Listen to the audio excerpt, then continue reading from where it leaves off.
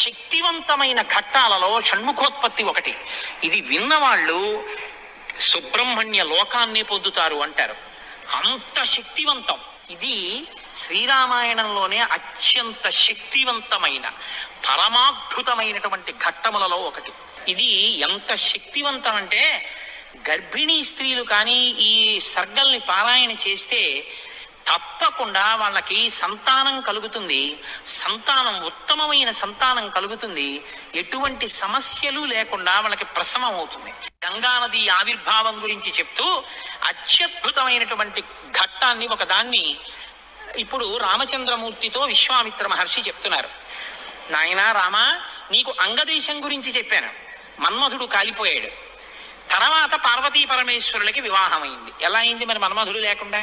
ప్రారంభమే ఒక గొప్ప విషయం. అందరి మీద బాణాలు వెయ్యాలి అంటే చేతిలో చెరుకు విల్లు 5 పుష్ప బాణాలు పట్టుకుని బాణాలు వేసేటటువంటి మన్మధుడు నేను బాణాలు వేసి అందరిలోనూ కామ ప్రచోదనం చెయ్యగలనన్న అహంకారంతో అదే పుష్ప బాణాల్ని తీసుకెళ్లి పరమశివుడి మీద కూడా వేసి ఆయన మనసు కదిపి పార్వతీదేవి యందు అనురక్తుడయ్యేటట్టు చెయ్యగలననేటటువంటి అహంకార బుద్ధితో ఒక్క బాణాన్ని తీసి ప్రయోగించడానికి సిద్ధపడేటప్పటికే బహిర్ముఖుడైనటువంటి పరమశివుడు కనుతిరిచి చూసి తన మీదే బాణ ప్రయోగానికి సిద్ధపడుతున్న మన్మధుడి మీద ఆగ్రహం చెంది 3వ కన్ను తెరిస్తే భస్మ రాశి అయి మన్మధుడు కింద పడిపోయాడు. కాబట్టి సృష్టి ఆగిపోయి ఉండాలి కదా. ఇప్పుడు మన్మధుడు లేడుగా. మరి అప్పుడు పార్వతీ కళ్యాణం ఎలా అయింది అంటే అమ్మవారు ఏం చేసిందంటే ఏ ఆయుధములను మన్మధుడు పట్టుకుంటాడో వాటిని ఆవిడ పుచ్చుకుంది. 5 పుష్ప బాణాలని చెరుకు విల్లు ఆవిడే పుచ్చుకుంది. కామాక్షి, కంచి కామాక్షి అదే కదండి. ఇప్పుడు ఆవిడ ఇలా పట్టుకుంటే ఇంతటి పరమశివుడు వశుడైపోయాడు. అయిపోయి తాళి కట్టాడు. సంసారంలోకి వచ్చి ఆవిడ పక్కన కూర్చున్నాడు. ఇప్పుడు ఆవిడ శివకామ సుందరి. ఆమె అంత సౌందర్యంతో ఎవరి కోసం కూర్చుంది? మనకి తండ్రిని తెచ్చి కూర్చోబెట్టడానికి. ఆవిడ శివుడికి సౌందర్యం, బాహ్య సౌందర్యం, శివకామ సుందరి. నీకు నాకో అఖిలాండేశ్వరి, జగజ్జనని. ఈ లోకానికంతటికీ తల్లిదండ్రులైన పార్వతీ పరమేశ్వరుల్లో అమ్మ సౌందర్యం పరమశివుడి కొరకు, అమ్మ యొక్క అంత సౌందర్యం అమ్మతనం మన కొరకు. మనకి జగదంబ, జగజ్జనని, ఆయనకి భార్య. కాబట్టి ఇప్పుడు ఆవిడ తన ప్రజ్ఞతో పెళ్లి చేసుకుంది. మన్మధుడి గొప్పతనంతో పెళ్లి చేసుకోలేదు. మన్మధుడికి ఏం చేసింది? శివుణ్ణి తెచ్చి తన భర్తగా కూర్చోబెట్టుకుని, పిచ్చాడా ఇంకెప్పుడు ఆయన మీద ఏకు బాణాలు, ఇవో మిగిలిన వాళ్ళ మీద అంటావా వేయి అని పట్టుకెళ్ళి మళ్ళీ ఆయన చేతిలో పెట్టింది. ఇప్పుడు ఆయన ఏం చేశాడు? శరీరం లేదు కానీ మునులను కూడా మోహపెడుతున్నాడు. ఎందుకు పెట్టగలుగుతున్నాడు? అమ్మ తన కడగంటి చూపుతో ఇలా చూసి, వెయ్యి బాణాలు పర్వాలేదు, లోకం మీద వెయ్యండి అంటే అదేమిటండి మన అలా పాడు చేసేయడం ఏమిటండి మీరు అనుకోకండి. అమ్మవారు ఆ శక్తి మన్మధుడికి ఎందుకు ఇచ్చింది అంటే మనం పితృరుణం తీర్చుకోవడానికి. తండ్రి రుణం తీరాలంటే మనం సంతానాన్ని కనాలి, అందుకిచ్చింది. కాబట్టి ఇప్పుడు వివాహమైనటువంటి పార్వతీ పరమేశ్వరులు ఏకాంతంలో విహరిస్తున్నారు. వాళ్ళిద్దరూ అలా క్రీడించడం మొదలుపెట్టి 100 దివ్య సంవత్సరాలు పూర్తయిపోయాయి. వాళ్ళిద్దరూ ఏకాంతంలోంచి బయటికి రాలేదు, వాళ్ళకి బిడ్డ పుట్టలేదు. దేవతలందరూ కలుసుకున్నారు. పార్వతీ పరమేశ్వరులు ఇద్దరూ కనపట్టలేదంటే కొత్తగా పెళ్ళయింది కదా, 100 దివ్య సంవత్సరాల నుంచి విహారం చేస్తున్నారు. ఒక చిత్రమైనటువంటి ఆలోచన వచ్చింది వాళ్ళకి. ఒరే, అసలు పార్వతీదేవే శక్తి స్వరూపిణి, పరమశివుడు తేజపుంజం మహానుభావుడు. ఇప్పుడు వాళ్ళిద్దరి యొక్క శుక్రశోణితములు కలిస్తే, తేజస్సులు కలిస్తే, ఈ లోకంలోకి ఒక కొత్త ప్రాణి వస్తే అసలు అటువంటి భూతమును అంటే అటువంటి ప్రాణిని మనం చూడడం కుదురుతుందా? అది ఎంత తేజోవంతంగా ఉంటుంది? ఎవరు వహిస్తారా భూతాన్ని? ఎవరు చూడగలరా ప్రాణిని? కాబట్టి మనం పరమశివుణ్ణి వెళ్ళి అడుగుదాం, మీరు రతిక్రీడ విరమించి బిడ్డల్ని కనద్దు అని అడుగుదాం అన్నారు. అయితే మీరు నన్ను మాట అడగచ్చు, ఏమండి బుద్ధి ఉందా అసలు ఈ మాట? వాళ్ళు అన్నారనుకోండి, మీరు ఎలా చెప్పారండి అని అడుగుతారు నన్ను. అసలు దేవతలకు ఎందుకండి ఈ వ్యవహారం? వాళ్ళు అలా ఎందుకు అనాలి? అలా అంటే మాత్రం దాన్ని మేము ఎలా అంగీకరించగలం ఈ విషయాన్ని? మీరు కంగారు పడిపోకుండా ఉండండి, నేను తర్వాత చెప్తాను ఎందుకు వస్తుందో. కాబట్టి ఇప్పుడు వాళ్ళందరూ కలిసి ఓ సమావేశం పెట్టుకున్నారు. నిజమే అంటే నిజమే. అందరూ కలిసి కైలాసానికి వెళ్ళారు. బయట నించుని పెద్ద కేకేశారు. ఏమని? ఓ దేవదేవ మహాదేవ, లోకమునకంతటికి రక్షించవలసిన వాడా అని కేకేశారు. వీళ్ళకి ఏం ఉపద్రవం వచ్చిందో అని ఆయన బయటకు వచ్చారు. ఆయన్ని చూడగానే వీళ్ళందరూ నేల మీద పడి నమస్కారం చేశారు. మహానుభావ, నీవు పార్వతీదేవితో కలిసి ఏకాంతంలో దివ్య క్రీడను అనుభవిస్తున్నావు. మీ ఇద్దరికి బిడ్డ పుడితే దుస్సహం, మేము తట్టుకోలేము. అందుకని నీ తేజస్సుని నీ తేజస్సులోకి అణిచేసేయి, ఆమె తేజస్సుని ఆమె తేజస్సులో అణిచివేయమను. మీ ఇద్దరూ ఒకరి పట్ల ఒకరు ఇటువంటి ఆభిముఖ్యం పొందకుండా తపస్సు చేసుకుంటూ కూర్చోండి అన్నారు. ఎంత అక్కర్లేని విషయం అంటే ఇది. అంటే ఆయన అన్నాడు, తండ్రితనం అండి, తప్పకుండా మీకు అలాంటి ఇబ్బంది ఉంటుందంటే నేను ఇటువంటి భూతమును సృష్టించను, అలాగే వెళ్ళిపోతాను. కానీ ఇప్పటికే చాలా కాలంగా పార్వతీదేవితో నేను క్రీడించి ఉన్న కారణం చేత నా రేతస్థానం నుంచి తేజస్సు కదిలిపోయింది. ఇప్పుడు కదిలిపోయిన తేజస్సు పడిపోతుంది. నేను పార్వతీదేవి యందు వదిలిపెట్టద్దని మీరు అంటున్నారు. మరి నేను నా తేజస్సుని ఎక్కడ విడిచిపెట్టను, ఎవరు భరిస్తారు చెప్పండి అన్నారు. భరించడం అనేటప్పటికీ వాళ్ళు ఎవరు గుర్తొచ్చారో తెలుసా అండి? భూమి గుర్తొచ్చింది. అన్నీ ఆవిడేగా భరిస్తుంది, పాపం ఆవిడే భరించాలి. అందుకని వాళ్ళందరూ కలిసి ముక్తకంఠంతో భూమిని చూపించారు. చూపించి ఈ భూమి భరిస్తుంది, దీని మీద వదిలేసేయాలి. భూమి ఏమనాలి? అదేమిటయ్యా, ఆయన భార్య యందు ప్రవేశపెట్టబడవలసినటువంటి శివ తేజస్సు నా మీద ఎలా విడిచిపెడతాడు? నేనెలా స్వీకరిస్తాను? భూకాంత, ఆమె స్త్రీ, భూదేవి నాలోకి ఎలా ప్రవేశిస్తుంది? శివవీర్యం దోషం అవుతుంది కదా, నేను పుచ్చుకోననాలి. ఆవిడ సంతోషించింది. శివవీర్యం నాలో ప్రవేశించడం అంటే అదృష్టం కదా అనుకుని తప్పకుండా పుచ్చుకుంటానని అనేటప్పటికీ పరమశివుడు ఏం చేశాడంటే ఆయన తేజస్సుని భూమి మీద వదిలిపెట్టేశాడు. అది ఉత్తర క్షణం భూమి అంతటా పాకేసింది. పాకేసి పర్వతాల్లో, నదుల్లో, సముద్రాల్లో, చెట్లలో పరివ్యాప్తమైతే ఆ తేజస్సు యొక్క స్థితిని భూమి తట్టుకోలేకపోయింది. తట్టుకోలేక పెద్ద పెద్ద కేకలేసింది ఆవిడ. నా ఒళ్ళు మండిపోతోంది, దగ్ధమైపోతోంది నా శరీరం అంతా. శివవీర్యాన్ని నేను భరించలేకపోతున్నాను, దాని శక్తి నేను తట్టుకోలేకపోతున్నాను. కాబట్టి నేను విడిచిపెట్టేస్తాను, నాలోకి వచ్చిన వీర్యాన్ని దేనిలోకి విడిచిపెట్టను అని అడిగింది ఆవిడ. ఇప్పుడు దేవతలందరూ ఒకరి మొహాలు ఒకళ్ళు చూసుకుని అన్నారు, ఒళ్ళు మండిపోతోంది తట్టుకోలేనన్నావు కాబట్టి ఎవడు మండిస్తాడో వాడిలో వదిలేయన్నారు. అంటే అగ్నిహోత్రులో వదిలేయమన్నారు. అంటే ఇప్పుడు ఆవిడ ఏం చేసింది? తనలో పడినటువంటి శివవీర్యాన్ని అగ్నిహోత్రుల్లోకి వదిలిపెట్టేసింది. ఇదంతా రెప్పపాటు కాలంలో జరిగిపోయింది. పెద్ద పెద్ద అరుపులు, కేకలు, ప్రార్థనలు, హడావిడి. బయటికి వెళ్ళిన శివుడు లోపలికి రాలేదు. అమ్మవారికి అనుమానం వచ్చింది, ఏం జరిగింది అని. పార్వతీదేవి బయటికి వచ్చింది. బయటికి వచ్చి ఏం జరిగిందని అడిగింది. మేమందరం ఇలా ప్రార్థన చేశామమ్మా, మీ ఆయన తేజస్సు భూమిలోకి విడిచిపెట్టాడు, భూమి తట్టుకోలేక అగ్నిలోకి విడిచిపెట్టింది అంది.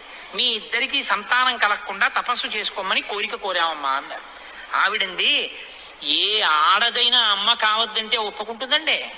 ఎర్రబడిన కళ్ళతో అమ్మవారంది, అక్కరలేని విషయంలో జోక్యం చేసుకున్నారు. మీరు చెప్పకూడని మాట చెప్పారు. నన్ను తల్లిని కావద్దు అని శాసించారు. నాకు బిడ్డలు పుట్టకూడదు అని వరం అడిగారు. నాయందు ప్రవేశపెట్టబడవలసినటువంటి శివవీర్యాన్ని భూకాంత యందు ప్రవేశపెట్టారు. కాబట్టి నేను మీకు శాపం ఇస్తున్నాను, ఇక నుంచి మీ భార్యల వలన మీకు సంతానము కలుగకుండుగాక, ఇక నుంచి దేవతలకి సంతానం ఉండదు అంది. అందుకని ఏమంటే ఎప్పుడూ 33 కోట్లేనా, ఇంకా పిల్లలు మనవలు ఉండరా అంటే ఉండరు. పార్వతీదేవి శాపం ఆగిపోయింది, దేవతల యొక్క సంతానం. ఇప్పుడు ఆవిడ భూమి వంక తిరిగింది. నువ్వు స్త్రీవి కదా, నా భర్త యొక్క తేజస్సుని నేను పట్టవలసింది నువ్వెలా పట్టుకున్నావు, నువ్వెలా స్వీకరించావు నా భర్త తేజస్సుని? ఆవిడ్ని శపించింది. నువ్వు ఒక్క రూపంతో ఉండవు, భూమి అని పిలవబడినా నీకు అనేకమైనటువంటి స్థితి కలుగుతుంది. ఒక చోట చౌటు నేల, ఒక చోట నల్ల నేల, ఒక చోట ఎడారి, ఒక చోట పంట పండే నేల. ఇలా నువ్వు రకరకాలుగా అయిపోతావు. అంతేకాదు బహుభార్య భవిష్యసి, నీకు ఒక్క భర్త ఉండడం. నీ భర్త కానివాడి వీర్యం నువ్వు పుచ్చుకున్నావుగా, నీకు ఇంకా ఎంతమంది భర్తలో లెక్క ఉండరు. అందుకే రాజ్యాన్ని పాలించిన వాడందరూ భూమిపతులే. ఎంతమంది ఆవిడికి భర్తలు లెక్కలేదు. కారణం ఏమిటంటే పార్వతీదేవి శాపం. ఏ ఆడదైనా కోరుకునేది ఏమిటంటే భర్త వలన కొడుకుని కనాలి, ఆ కొడుకు పేరు ప్రఖ్యాతులు తేవాలి, తల్లి సంతోషించేటట్టు ప్రవర్తించాలని కోరుకుంటాడు. ఏ తల్లి ఈ లోకంలో ఏ ఒక్కటి సహించదో అది నీ యందు నిజమగుగాక. ఏ తల్లి అయినా ఏది సహించలేదు, ఎంత తప్పైనా సహిస్తుంది. కానీ అమ్మ వంక ఆడదాన్ని చూసినట్టు చూశాడు అనుకోండి కొడుకు, అమ్మ మాత్రం ఒక్కనాటికి క్షమించదు. ఇంకా అమ్మలో ఆడతనాన్ని చూడకూడదు. ఇంకంతకన్నా పవిత్రంగా మాట్లాడడం కష్టం, ఇంకంతకన్నా నేను దిగి మాట్లాడను. కాబట్టి అమ్మతనాన్నే చూడాలంతే కొడుకు. కానీ నీ విషయంలో ఏమవుతుందో తెలుసా, నీ కొడుకులందరూ నీకు భర్తలవుతారండి. అందుకే భూమిపతి పతే, ఆయన తర్వాత ఆయన కొడుకు, ఆయన భూమిపతి. ఎంత దారుణం అండి అది. ఒక ఆయన పరిపాలిస్తున్నాడు, ఆయన భూమిపతి, ఆయనకి కొడుకు పుట్టాడు. ఇప్పుడు భూమికి ఆయన ఏమవ్వాలి? కొడుకు. ఆ భూమిపతి వెళ్ళిపోయాడు, ఇప్పుడు ఈయనేమవుతాడు? ఈయన భూమిపతే, తన కొడుకు తనకి భర్త. ఇంతకన్నా దారుణమే ఉంది? ఇది పార్వతీదేవి శాపం. నాకు బిడ్డలు కలగకుండా చేశారు కాబట్టి మీరు ఈ శాపం అనుభవించండి అని వాళ్ళు లోపలికి వెళ్ళిపోయారు. ఇప్పుడు వీళ్ళందరూ ఇలా వేళ్ళు విరిచారు. ఒరే అక్కర్లేని విషయంలో జోక్యం చేసుకున్నాను రా, ఎవర్రా ఈ మాట చెప్పింది అసలు అన్నారు. వాడు ఉంటాడేమిటి ఇంక అక్కడ. ఇప్పుడు అందరూ భారంగా తలకాయలు ఉంచుకుని ఇళ్ళకెడితే వీళ్ళ శిఖలు ఎవరు పట్టుకుంటారు? ఒరే ఎందుకు వెళ్ళావురా నువ్వు, నీ వల్ల నాకు ఇంకా బిడ్డలు కలగరని వాళ్ళు పట్టుకుంటారు. కాబట్టి ఇప్పుడు వాళ్ళందరూ ఇళ్ళకెళ్ళారు. హిమాలయ పర్వత ప్రాంతంలో పార్వతీ సహితుడై పరమశివుడు మాత్రం హాయిగా కూర్చుని తపస్సు చేసుకుంటున్నాడు. ఇంకా వాళ్ళిద్దరికీ బిడ్డలు పుట్టకూడదు అన్నారుగా, అందులో ఆయన వెళ్ళి తపస్సు మొదలెట్టాడు. గొడవ ఎక్కడొచ్చింది? ఇక్కడతో ఏమైపోలేదు గొడవ. తారకాసురుడిని వాడు బయలుదేరాడు. వాడికి తెలిసే విషయం, ఇక పార్వతీ పరమేశ్వరులకి బిడ్డలు పుట్టరని, దేవతలకి బిడ్డలు పుట్టరని తెలుసు వాడికి. వాడు బ్రహ్మగారి గురించి తపస్సు, వాడు చాలా తెలివైనవాడు. వాడు నాకు చావుద్దన్నాడు, అది కుదరదన్నాడు ఆయన. అయితే పార్వతీ పరమేశ్వరులకు కొడుకు పుడితే వాళ్ళ చేతిలో చచ్చిపోతానన్నాడు. బ్రహ్మగారు ఏమంటారు? తథాస్తు అన్నారు. ఇంకా వాళ్ళకి పుట్టరు, నేను చావను, అది వాడి ధైర్యం. ఇప్పుడు వాడు ఎవరిని కొట్టడం మొదలెట్టాడు? దేవతల్ని. ఇప్పుడు వాళ్ళేం చెయ్యాలి?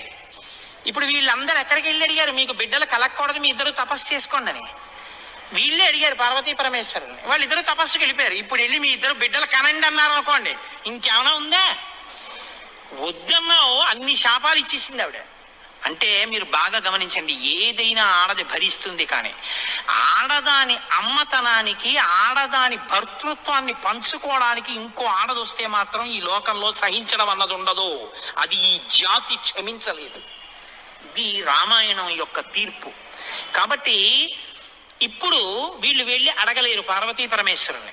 కొడుకు పుడితే తప్ప వీళ్ళకి బతుకులేదు. ఎందుకని? వీళ్ళని చాలా బాధ పెట్టేస్తున్నాడు తారకాసురుడు. కాబట్టి ఇప్పుడు ఏం చెయ్యాలో అర్థం కాక పార్వతీ పరమేశ్వరులను అడగలేక చతుర్ముఖ బ్రహ్మగారి దగ్గరికి వెళ్ళారు. వెళ్ళి, అయ్యా ఎలాగండి పార్వతీ పరమేశ్వరులకు కొడుకు పుడితే తప్ప మేము రక్షింపబడం, ఇప్పుడు పుట్టే మార్గం ఏమైనా ఉందా అని అడిగారు. అడిగితే ఆయన అన్నారు, ఒరే పార్వతీ పరమేశ్వరులకి ఇంక పిల్లాడు పుట్టడం అనేటటువంటి విషయాన్ని మీరు నేను ఇక వెళ్ళి అడగడం అన్న విషయం మర్చిపోండి. పోనీ మన దగ్గర శివుని యొక్క తేజస్సు ఉంది ఇంకాను. అగ్నిహోత్రుడు పుచ్చుకొని ఉంచాడుగా, అగ్నిహోత్రుల్లో ఉందిగా, యాపిల్ పండు ఫ్రిడ్జ్ లో పెట్టుకున్నట్టు అగ్నిహోత్రుడి దగ్గర ఉంది అది. పోనీ దాన్ని తెచ్చి ఎవరిలోకైనా నిక్షేపిద్దామంటే మీ భార్యలు ఎవ్వరికి పిల్లలు పుట్టరు, ఆవిడ శాపం ఉందిగా. పైగా ఆ శివవీర్యాన్ని భూకాంత పుచ్చుకుందనేగా అన్ని శాపాలు ఇచ్చింది. ఇప్పుడు దాన్ని తీసుకెళ్లి ఇంకోళ్ళు ఎవరికన్నా ఇస్తామంటే ఎవరు మాత్రం పుచ్చుకుంటారు? ఏ ఆడది పుచ్చుకుంటుంది? పుచ్చుకుంటే కదా పిల్లలు పుట్టడం. పార్వతీదేవిని వెళ్ళి అడగలేము, పోనీ శివవీర్యం ఉందని ఇంకో స్త్రీలో ప్రవేశపెట్టలేము. ఎలా ఆలోచించి, ఆయన తక్కువ వాడండి చతుర్ముఖ బ్రహ్మగారు అంటే. నేను అందుకే బ్రహ్మ నన్ను బ్రహ్మగారు అంటుంటాను. ఆయన సలహా లేకపోతే లోకం లేదు, మన ఉపన్యాసమే లేదు. ఆయన అన్నారు, హిమవత్ పర్వతం ఉందే హిమవంతుడు, ఆయనకి 2 బిడ్డలు ఉన్నారు. పెద్దమ్మాయి పేరు గంగ, రెండో అమ్మాయి పార్వతి. పెద్దమ్మాయి దేవతా స్త్రీలలోకి రాదు, ఆ అమ్మాయి స్వర్గలోకంలో ప్రవహిస్తోంది. ఇప్పుడు తనకి బిడ్డలు పుట్టలేదన్న బాధ ఎప్పుడు పోతుందంటే, తన భర్త యొక్క వీర్యం తన అక్కగారిలోకి ప్రవేశించి బిడ్డ పుడితే తన అక్క కొడుకు తన కొడుకేగా. అందుకుని కొంచెం మనసు కుదుటపరచుకుని పోన్లే బిడ్డ పుట్టాడని సంతోషిస్తుంది. అక్క జోలికి వెళ్ళదు, ఎందుకంటే కొంచెం ఆప్యాయత అన్నది ఒకటి ఉంటుంది. అక్క కొడుకు తన కొడుకే అవుతాడు కాబట్టి మనం పార్వతీదేవి కోప్పడకూడదంటే ఆ గంగాదేవి యందు ఈ శివవీర్యాన్ని నిక్షేపించాలి.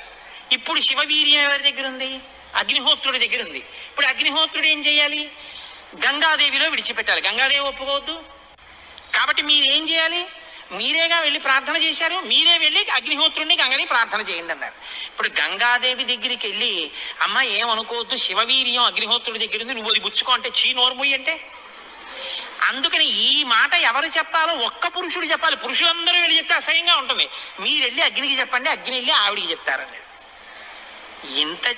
ఎందుకంటే ఇంత ఇబ్బంది అంటే ఇది గట్టిగా చెప్పుకునేది కాదు. ప్రయత్నం చేస్తున్నారు. పార్వతీ పరమేశ్వరులకి పుత్రుడు కలిగేటట్టు తెలిస్తే చంపి అతను పారేస్తాడు ఆయన తారకాసుడు. అందుకని ఎవరికీ తెలియకుండా జరగాలి ఈ పని అంతాను. ఇప్పుడు వీళ్ళందరూ కలిసి అగ్నిహోత్రుడి దగ్గరికి వెళ్ళారు. అయ్యా ఎంత గొప్ప సలహా చెప్పావు, ఏదో కారు చీకటిలో కాంతిరేఖ కఠినమైన సాక్ష్యానికి సూక్ష్మమైన రంధ్రం దొరికాయి, ఇక మేము అల్లుకుంటాం కథ అన్నారు. బ్రహ్మగారికి పూజ చేసి నమస్కారం చేసి బయలుదేరి అగ్నిహోత్రుడి దగ్గరికి వెళ్ళారు. వెళ్ళి ఆయనతో అన్నారు, ఇప్పుడు మాట్లాడడం కొంచెం జాగ్రత్తగా మాట్లాడడం మొదలెట్టారు. ఇది దేవకార్యం, ఏదో మేము సరదాగా నువ్వు పట్టుకెళ్ళి అక్కడ విడిచిపెట్టు ఇలాంటి మాటలు చెప్పడానికి రాలేదు. నీకు పిల్లలు పుడితే నాకెందుకు, పుట్టకపోతే నాకెందుకు, ఇలాంటి వాటిల్లో ఇక మేము జోక్యం చేసుకోం, బుద్ధి వచ్చింది మాకు. కాకపోతే ఇది దేవకార్యం. ఇప్పుడు ఈ పిల్లాడు పుట్టకపోతే వీపులు పగిలిపోతున్నాయి తారకాసురుడి వల్ల, అందుకని పుట్టాలి పిల్లాడు. కాబట్టి నీలో ఉన్న శివ తేజస్సుని పట్టుకెళ్ళి గంగలో విడిచిపెట్టు. గంగ పుచ్చుకుంటే గంగకి కొడుకు పుడితే ఆ పిల్లవాడు పార్వతీ పరమేశ్వర పుత్రుడి కిందకు వస్తాడు. ఎందుకంటే పార్వతీదేవి అంగీకరిస్తుంది కాబట్టి. ఆ పిల్లవాడికి సేనానాయకత్వం ఇద్దాం. వాడు సేనాధిపతి అయితే వాడి చేతిలో తారకాసురుడు చచ్చిపోతాడు. అందుకని నువ్వు వెళ్ళి గంగను అడిగన్నారు. ఇప్పుడు పుచ్చుకునేటప్పుడు అప్రసన్నమైన మనస్సుతో ఆవిడ పుచ్చుకుంది అనుకోండి, ఇది ఎక్కడ చికాకు వచ్చిందిరా అని. అప్రసన్నమైన మనస్సుతో కానీ అలా పుచ్చుకుంటే తేజోవంతుడైన బిడ్డ సంభవించాడు. కాబట్టి ఆవిడ ప్రసన్నంగా పుచ్చుకోవాలి. అంటే ఆవిడ ప్రసన్నంగా పుచ్చుకోవడానికి యోగ్యమైన రీతిలో ఆవిడికి చెప్పాలి. కాబట్టి ఆయన వెళ్ళి చెప్పాడు అగ్నిహోత్రుడు, అమ్మా నువ్వు గర్భం ధరించాలమ్మా. ఆవిడ కన్య, భర్త లేడు. దేవతానాం ఇదం ప్రియం, అమ్మ దేవకార్యం ఇది, అందుకని నిన్ను అడుగుతున్నాను తప్ప ఇంకో మాట అనుకో కుష్మా తల్లి. అందుకని ఆవిడ అర్థం చేసుకుంది, ఓహో ఇంతకన్నా ఇప్పుడు లోకాన్ని రక్షించడానికి మార్గం లేదు, కాబట్టి శివ తేజస్సుని నాలోకి తీసుకుంటాను. ప్రసన్నంగా తీసుకుంది అనడానికి గుర్తు దివ్యమైన రూపాన్ని ధరించి శివ తేజస్సుని తనలోకి తీసుకుంది. ఇప్పుడు వీళ్ళ బాగా గమనించండి, సుబ్రహ్మణ్యోత్పత్తి అంటే ఎటువంటిదో తెలుసా అండి? 33 కోట్ల మంది దేవతలు ఇలా ఎదురు చూస్తున్నారు.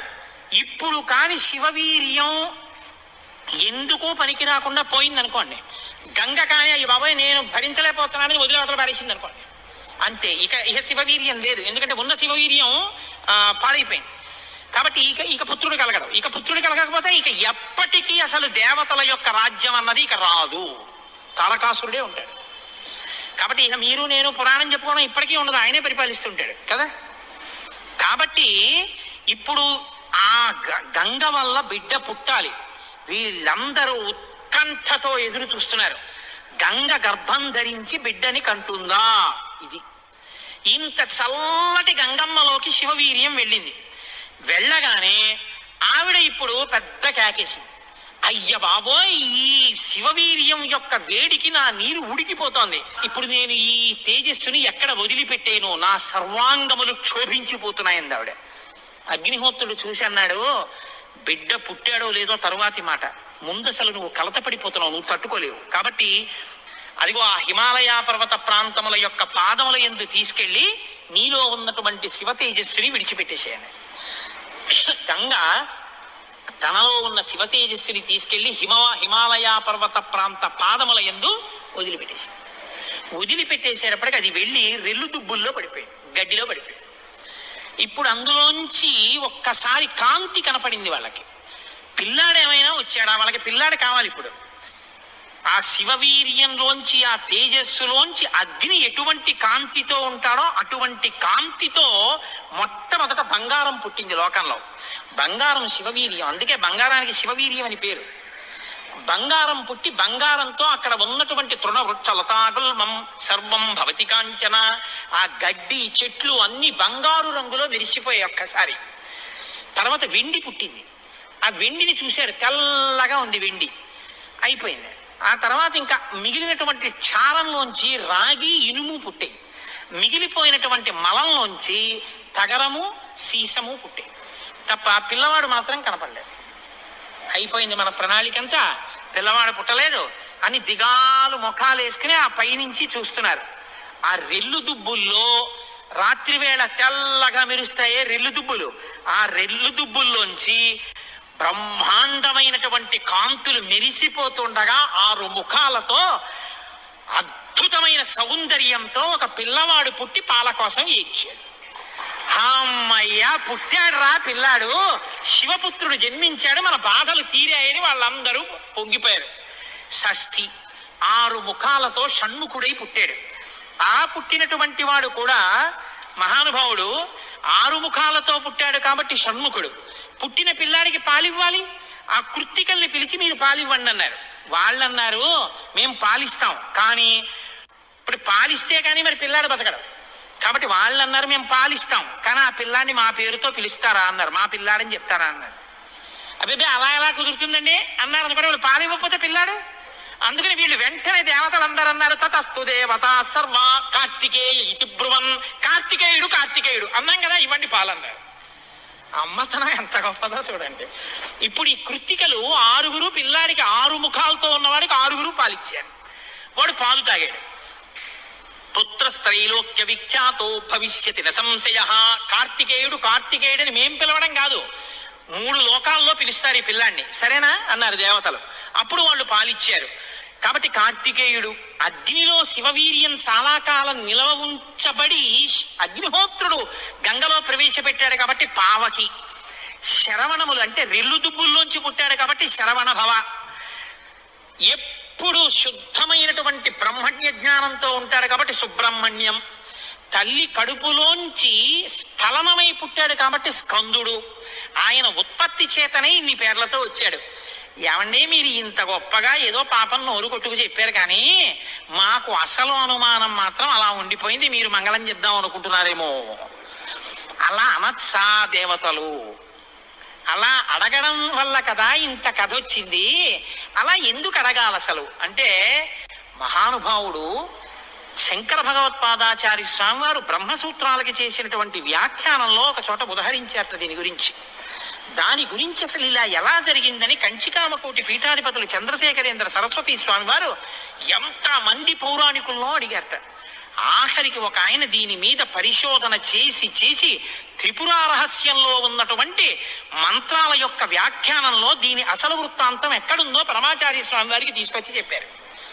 త్రిపురా రహస్యంలో ఉంది దీని రహస్యం, అక్కడి నుంచి అనుసంధానం చేయాలి దాన్ని. సనత్కుమారుడు అని ఒక ఆయన బ్రహ్మమానసపుత్రుడు, ఆయన పుట్టుక చేత మహాజ్ఞాని. అటువంటి పిల్లవాడు ఆయన ఎప్పుడు తనలో తాను బ్రహ్మజ్ఞానంలో రమిస్తుండేవాడు. ఆయన ఒక రోజు రాత్రి నిద్రపోవడం అంటే గుర్తుపెట్టుకోండి, బ్రహ్మవేత్త నిద్రకి కూడా ఆయన సాక్షి. అటువంటి ఆయనకి కల వచ్చిందంటే అవస్థ ఏర్పడింది, స్వప్నావస్థ. ఆ కల్లో తాను రాక్షస సైన్యాల మీద యుద్ధం చేస్తున్నట్టు కల వచ్చింది. ఆయన తెల్లబోయి ఇదేమి నాకు కల రావడం ఏమిటి, కల రావడం అంటే మనసులో ఏదో కోరిక ఉంది, ఆ కోరిక కల్లో కనపడింది, స్వప్నావస్థలోకి వెళ్ళాను, ఇది దోషం కదా, నాకు అలా ఎందుకు జరిగిందని తండ్రి చతుర్ముఖ బ్రహ్మగారి దగ్గరికి వెళ్ళారు. వెళ్ళి నాన్నగారు నాకు ఇలా కళ ఎందుకు వచ్చింది నాన్నగారు అసలు అని అడిగాడు. ఆయన అన్నాడు, నాయనా నీకు ఇలా కళ రావడానికి ఒక కారణం ఉంది. నువ్వు పూర్వజన్మలో వేదాన్ని నేర్చుకునేటప్పుడు వేదంలో దేవతల గురించి రాక్షసుల గురించి దేవదానవ యుద్ధాల గురించి చదివి ఈ రాక్షసులు ఎప్పుడు వేద ప్రమాణానికి వ్యతిరేకంగా ఎందుకు ఇలాంటి పనులు చేస్తుంటారు, వీళ్ళని పట్టుకుని చంపేయాలని వ్యగ్రత పొందావు. ఆ వ్యగ్రత జీవుణ్ణి పట్టుకుంది. అది ఈ జన్మలో బ్రహ్మవేత్తమైనా నీకు ఆ వాసన ఉండిపోయింది. అది ఇప్పుడు కలగా వచ్చింది. అది తీరాలంటే నువ్వు దేవసేనకి అధిపతివి కావాలి. నువ్వు దేవసేనకి అధిపతివై రాక్షసుల్ని సంహరిస్తే ఆ కోరిక తీరుతుంది. నాన్నగారు నేను దేవాసేనాపతిని కావలసిందేనా ఆయన అన్నాడు చతుర్ముఖ బ్రహ్మగారు. వచ్చేసారు ఆయన. తన అనుష్ఠానంలో తనున్నారు. ఈలోగా పరమశివుడు ఒక సంకల్పం చేశాడు. పరమశివుడికి ఒకప్పుడు కోరిక పుట్టిందిట. నేను ఇప్పటిదాకా అన్ని విషయాలు చెప్పడం కానీ నేను ఓడిపోయిందన్నది లేదు ఎవరి దగ్గర. ఓడిపోవడం అంటే బయట వాళ్ళ దగ్గర ఓడిపోతే బాగుండదుగా. ఓడిపోవడం అనేటటువంటిది కూడా మనిషి జీవితంలో సన్మానంగా ఎప్పుడు మారుతుంది? పుత్రాదిచ్చేత్ పరాజయం. తన కొడుకు చేతిలో తాను ఓడిపోవాలి. తన కొడుకు చేతిలో తాను ఓడిపోవడం అంటే, ఉరే నేను శ్లోకానికి అర్థం ఇన్ని మాటలు చెప్పాను కానీ నా కొడుకు వచ్చి అకస్మాత్తుగా నాన్నగారు ఈ శ్లోకానికి అర్థం ఇలా కూడా వస్తుంది కదా అంటే నాకు ఎప్పుడూ రాలేదు ఈ ఆలోచన. ఎంత గొప్ప అర్థం చెప్పాడురా, ఇలా చూస్తే అసలు మొత్తం కథ మారిపోయింది. వీడికి ఎంత గొప్ప ఆలోచన వచ్చిందని నా కొడుకు ప్రజ్ఞ ముందు నేను తల వంచితే అది నాకు సన్మానం లాంటి ఓటమి. అలాంటి కొడుకు నా కడుపున పుడతాడా అనుకున్నట్ట పరమశివుడు కూడా ఒకనకొకప్పుడు. ఇప్పుడు సనత్కుమారుల వారికి ఈ కోరిక, పరమశివుడికి ఆ కోరిక. ఒకనకొకప్పుడు పరమశివుడు పార్వతీదేవి అసుర సంధ్య వేళలో ఈ భూమండలం అంతటా కూడా విహారం చేస్తారు. శ్రీశైల పర్వతం మీద దిగుతారు. భాగవతంలో చతుర్థ స్కందం అనుకుంటే అందులో చెప్తారు దీని గురించి. వాళ్ళిద్దరూ విహారం చేస్తుంటే సనత్కుమారుడు కనబడ్డారు. కనబడితే వాళ్ళకి ముచ్చటేసింది. బ్రహ్మవేత్త మహానుభావుడు బ్రహ్మజ్ఞాని, పలకరిద్దామని వృషభవాహనం మీద కిందికి దిగి దగ్గరికి వెళ్ళారు. ఆయన ఇలా చూశారు, చూసి తన పంతాన్ని చేసుకుంటున్నారు. ఇద్దరు అలా నిలబడ్డారు. ఆయన ఏం పలకరించలేదు. పలకరించకపోతే పరమశివుడు అన్నాడు, ఏమయ్యా లోపల సంతోషించాడు ఇది బ్రహ్మవేత్త అంటే. ఏమయ్యా ఇంతసేపటి నుంచి నించున్నావు, కనీసం నువ్వు పలకరించలేదు మమ్మల్ని అన్నారు. ఏంటి నువ్వు కొత్తగా కనపడ్డా ఏమిటి, నాకు లోకమంతా నువ్వు తప్ప ఇంకోటి కనపడితేగా, నువ్వే కనపడుతున్నది. బ్రహ్మవేత్తకి ఏం కనపడుతుందండి, విశ్వం కనపడదు, విశ్వనాథుడు కనపడతాడు. లోకం కనపడదు, లోకేశ్వరుడు కనపడతాడు. కాబట్టి నాకు కనపడుతున్నదే నువ్వు, ఇవాళ కొత్తగా కనపడ్డావు ఏమిటి, నాకు ఎప్పుడు నువ్వేగా కనపడదు, కొత్తతనం ఏముంది, అదును అలా కూర్చున్నాను అన్నాడు. లేచి నిలబడి మాట్లాడకుండా అలా మాట్లాడితే శపిస్తాను తెలుసా అన్నాడు. శపిస్తే ఏమవుతుంది స్వామి, దేహానికి ఏమైనా బాధ కలుగుతుంది. అది నేనైతేగా, నేను ఆత్మని, ఆత్మకి శాపం ఏముంటుంది, ఆత్మయే నేను, నేనే నువ్వు, ఉన్నది ఒక్కటే, దానికి శాపం లేదు స్వామి, అందులో నా భయం లేదన్నారు. ఓహో ఏమి ద్వంద్వాతీతుడు రా మహానుభావ, ఇది బ్రహ్మజ్ఞానం అంటే. కాబట్టి నిన్ను చూసి నేను మురిసిపోతున్నాను, నీకేదైనా వరం ఇస్తాను పుచ్చుకో అన్నారు. ఆయన అన్నారు, వరం ఇస్తావా, మళ్ళీ ఇదో మోహం, వరం ఇవ్వడం శాపం ఇవ్వడం ఏమిటి ద్వంద్వాలు, నాకేం అక్కర్లేదు, నీకేమైనా కావాలా నేను ఇస్తానన్నారు. అంటే పరమశివుడు అన్నాడు, ఈ మాట నీతో అనిపించడం కోసమే ఇంతసేపు నించున్నాడు, నీలాంటి కొడుకు కావాలి, నువ్వు నాకు కొడుకు అవుతావా అన్నారు. అంటే సనత్కుమారుడు అన్నాడు, నీకే కొడుకునవుతానన్నాడు. అంటే పార్వతీదేవి అంది, ఏంటి అంత దీర్ఘం ఇస్తున్నావు, నీకే కొడుకునవుతానంటా ఏంటి, నీకే కొడుకునంటే నాకు కొడుకువే అంది. అదొక్కటి అడక్కమ్మా అన్నాడు. అదేమయ్యా అదేమిటి, నీలాంటి కొడుకు పుడుతుంటే నా కడుపున పుట్టకపోవడం ఏమిటి, అమ్మా ఎంత పార్వతీదేవి అయినా తల్లి, నేను ఒక కడుపున పుట్టడం అంటే అమ్మా తల కింద పెట్టి కాళ్ళు పైకి పెట్టి 9 నెలలు అమ్మ కడుపులో పడుకుని యోని ద్వారంలోంచి బయటికి రాలేనమ్మా, శివకుమారుడిగా పుడతాను, నీకు కుమారుణ్ణే తప్ప అమ్మా నీ కడుపున మాత్రం పుట్టనన్నాడు. అంటే ఆవిడ చిన్న బుచ్చుకుంది, అయ్యయ్యో నేను కూడా కలిసి అడగకపోవడం వల్ల వచ్చింది, కానీ నా కోరిక నువ్వు ఇంకొకలా తీర్చాలంది ఆవిడ. ఎలా తీర్చనమ్మా అని అడిగారు. నేను ఒకానొకప్పుడు పరమశివుడు భస్మాసురుడు పరమశివుడి గురించి తపస్సు చేసి వరములు పొందాడు. నేను ఎవరి తల మీద చెయ్యి పెడితే ఆయన భస్మం అయిపోవాలని పరమశివుడు వరం ఇచ్చాడు. నీ మీదే పరీక్ష చేస్తానని పరమశివుడు వెంటబడ్డాడు. పరమశివుడు ఏదో ఒక హేళ, ఆయన ఒక చాలా విచిత్రంగా ప్రవర్తిస్తూ ఉంటాడు. లోకానికి ఒక పాఠం చెప్పడం కోసం ఉసుమండి చేతకాని వాడయ్యని మీరు అనుకోకూడదు. ఇప్పుడు నేను మళ్ళీ శివమహాపురాణానికి అందరికీ వ్యాఖ్యానం ఎక్కడ చేయను. కాబట్టి ఆయన పరిగెడుతున్నట్టు నటించాడు. ఆయన పరిగెడుతున్నట్టు నటిస్తే నేను వెంటబడి చంపితే బాగుండదు. భర్త పరిగెడుతున్నట్టుంటే నే కాసేపు కనపడకుండా ఉంటే పోతుందని ఆవిడేం చేసిందంటే తన శరీరాన్ని నీటిగా మార్చి ఒక సరోవరం కింద మారిపోయింది. అదే శరవణ తటాకం. ఆ శరవణ తటాకం హిమవత్ పర్వత ప్రాంతంలో ఉంది. నువ్వు నా కడుపున పుట్టకపోయినా ఆఖరణ పుట్టేటప్పుడు మాత్రం ఆ శరవణ తటాకం దగ్గర నుంచి పుట్టాలి. నీ మంత్రం కూడా ఆ తటాకం నా పేరు మీదే ఉండాలి. అందుకే ఆయన మంత్రం శరవణ భవ సుబ్రహ్మణ్యుడికి. అంటే ఆయన అన్నాడు, అమ్మ తప్పకుండా, అలా నేను పరమశివుని యొక్క తేజస్సు చేత నీ తటాకంలోంచి పుడతాను. పంచభూతాత్మకం పరమశివ లక్షణం కదా. అందుకని పృథివీస్వరూపంగా, అగ్నిస్వరూపంగా, వాయుస్వరూపంగా, జలస్వరూపంగా, ఆకాశస్వరూపంగా 5 స్వరూపాలతో పార్వతీ పరమేశ్వర సమాగమ స్వరూపంగా శివశక్తుల యొక్క సమ్మేళనానికి పుట్టినటువంటి మెరుపు తీగల లోకంలో బ్రహ్మజ్ఞానాన్ని బోధ చెయ్యడం కోసమని, దేవసేనాపతిని కావడం కోసం, రాక్షస సంహారం చెయ్యడం కోసం మీకు పుత్రుడిగా పుడతానమ్మా అని సనత్కుమారుల వారు పరమశివుడికి వరం ఇచ్చారు. అందుకని ఆ వరం నెరవేరాలంటే పార్వతీ పరమేశ్వర సమాగమం జరిగి పార్వతీదేవిలోకి వెళ్ళకూడదు తేజస్సు. దేవతల సంఖ్య కూడా అనంతంగా పెరిగిపోతే రేపొద్దున్న ఉపాసనలు కష్టం అవుతాయి. అందుకని నాటకీయ సన్నివేశం సృష్టింపబడాలంటే దేవతలు వెళ్ళి ప్రార్థన చేయాలి. ప్రార్థన చేసి శివ తేజస్సు భూమి మీద పడాలి. అది అగ్నిహోత్రంలోకి వెళ్ళాలి. ఇది పంచభూతాత్మకమై ఆయన షణ్ముఖ స్వరూపంతో పైకి రావాలి. వచ్చి స్వామి అని పేరు పెట్టుకోవాలి. స్వామి అన్న పేరు కేవలం సుబ్రహ్మణ్యుడిది. మనం వెంకటేశ్వర స్వామి అంటాం, మంచిదే, నేను తప్పని నేను అంటలేదు. కానీ ఒక్క స్వామి అంటే మాత్రం సుబ్రహ్మణ్యుడే. ఎక్కడెక్కడ సుబ్రహ్మణ్యుడి పేరు చెప్తామో, ఎక్కడెక్కడ తలుచుకుంటామో అక్కడక్కడ సంతానమునకు ఏ విధమైన ప్రమాదం రాదు. సుబ్రహ్మణ్యుడికి నమస్కారం చేస్తే కుజగ్రహ దోషం కూడా ఉపశమిస్తుంది. ఎక్కడెక్కడ షణ్ముఖుణ్ణి ఆరాధన చేస్తారో అక్కడ ఐశ్వర్యం పరిడవిల్లుతుంది. పక్కన ఉన్నటువంటి తమిళ దేశం, ద్రవిడ దేశంలో అంత ఐశ్వర్యం వచ్చింది, అన్ని పరిశ్రమలు వచ్చాయంటే కారణం ఏమిటో తెలుసా అండి? సుబ్రహ్మణ్యారాధన. వాళ్ళు విపరీతమైన సుబ్రహ్మణ్యారాధనం చేస్తారు. సుబ్రహ్మణ్య ఆరాధనం చేసినా, షణ్ముఖుడికి ప్రదక్షిణం చేసినా, ఆయనకి నమస్కారం చేసినా జ్ఞానము, ఐశ్వర్యము, సంతానము, సంతానమునకు క్షేమము, ఆయువు, ఆరోగ్యము అన్నీ కలుగుతాయి. అంత శక్తివంతమైనటువంటి సర్గ ఈ షణ్ముఖోత్పత్తి సర్గ. ఈ షణ్ముఖోత్పత్తి గురించి చెప్పిన తర్వాత, అందుకే షణ్ముఖుడికి ఉన్న గొప్పతనం ఏమిటో తెలుసా అండి? ఆయనకి ఒక గొప్ప విజయాన్ని సాధించాడు షణ్ముఖుడు ఒక్కడే.